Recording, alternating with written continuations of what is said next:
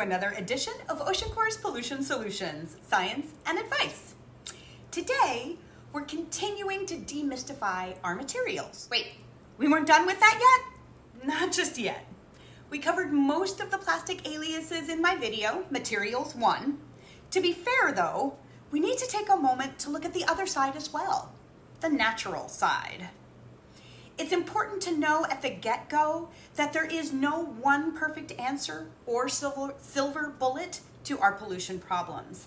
Many choices and actions led us to where we are, and only many more different choices and actions will lead us out.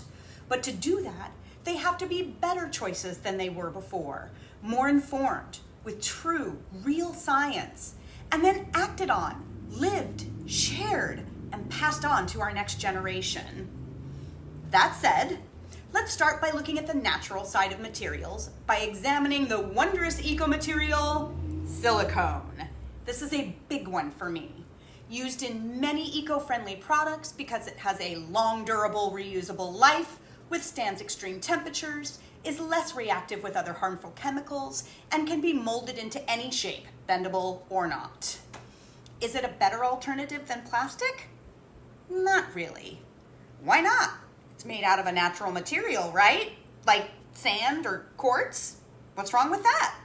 Well, nothing, if that was all we did to it. LifeWithoutPlastic.com explains, and I've simplified a smidge. There's 3 levels to this stuff. Silica is the natural stuff, but it's a finite resource, meaning there's only just so much of it to be had, and once that's gone, it's gone.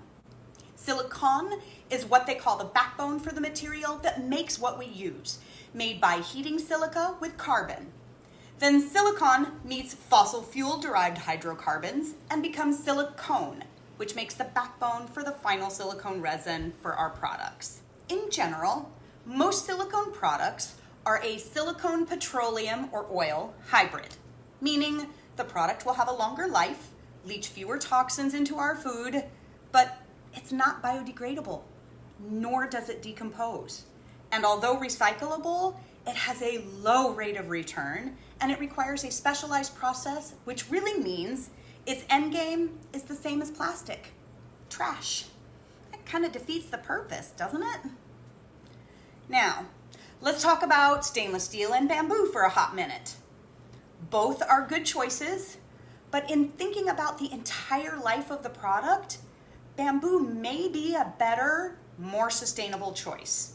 Steel, although infinitely recyclable, requires more energy to both create and recycle any product, and must ultimately find its way to a proper facility in order for its life cycle to be infinite.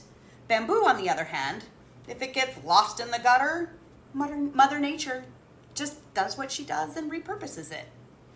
Okay, on to cotton or hemp. Although both are better decisions than plastic or other synthetic materials, there are a few cons to cotton that there are not for hemp. Cotton requires an exorbitant amount of resources, water, pesticides, and fertilizers in its creation, and has a much smaller yield than hemp. Hemp is more durable, requires no chemicals, returns nutrients to the soil, yields twice as much fiber from the same amount of earth, and could be used as a food source in a famine induced by drought. Alrighty, on to latex. There is a natural form of latex, and it's usually labeled as such, natural latex rubber. But remember, a thing only needs to be 51% natural latex rubber to be granted the name. So look for the fine print, if you can find it. If it's just called latex, it's probably a mixture of stuff it's easier to stay away from than try to figure out. I want to take a moment to add a quick note on essential oils because they're in everything these days. Dr. Joy Power, PhD, who is a neuropsychologist and aromatherapist, says in an article on WebMD that when essential oils are properly used, they are safe and effective for many routine issues. But I continue to hear of bad, even dangerous reactions from people who are grossly misusing them. My personal experience with this is twofold. First, I was using citrus oils in my diffuser on a regular basis to ward off bugs, but I soon realized that my dogs got itchy, like really itchy. I looked it up, and it turns out citrus oils can cause this kind of reaction in dogs. So I stopped using the oils, and they stopped chewing their fur off. Who knew?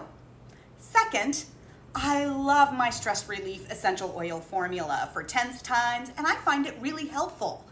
Hence the saying, everything in moderation.